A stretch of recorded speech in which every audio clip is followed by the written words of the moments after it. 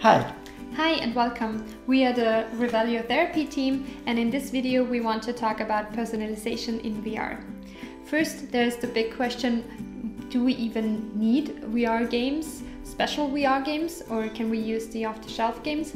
Second, how do we use personalization at Rewellio?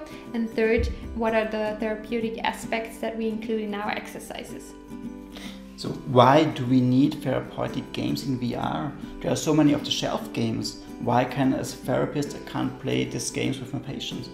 That's a really good question, and the answer is that evidence shows that off-the-shelf games often are a lot for our patients. They are getting frustrated by the amount of information they have to endure, and special games are needed.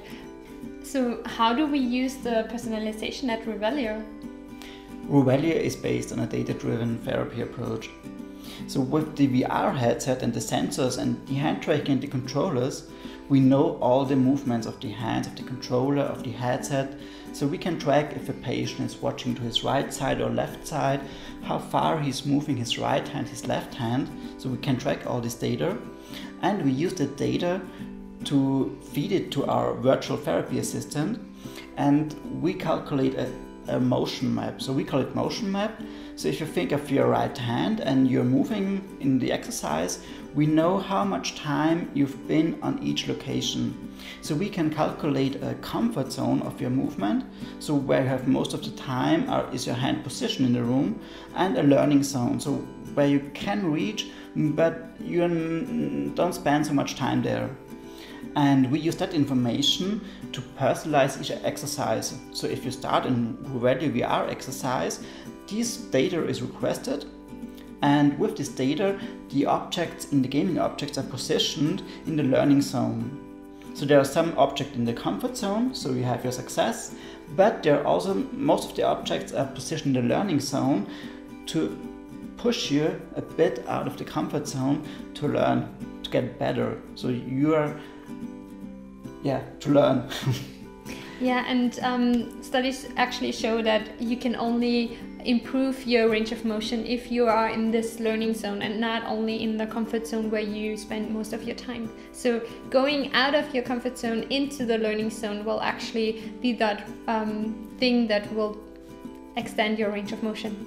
And tracking all this data with each exercise, the virtual therapy system Rewellio is also an interface between the patient and the therapist. So the therapist can track how this comfort zone, this learning zone is changing over time.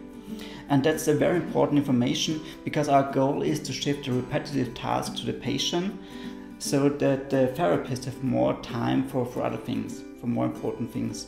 Yeah, and your therapist can see, if you want to, how often you trained, how far you reached, and how many repetitions you actually accomplished.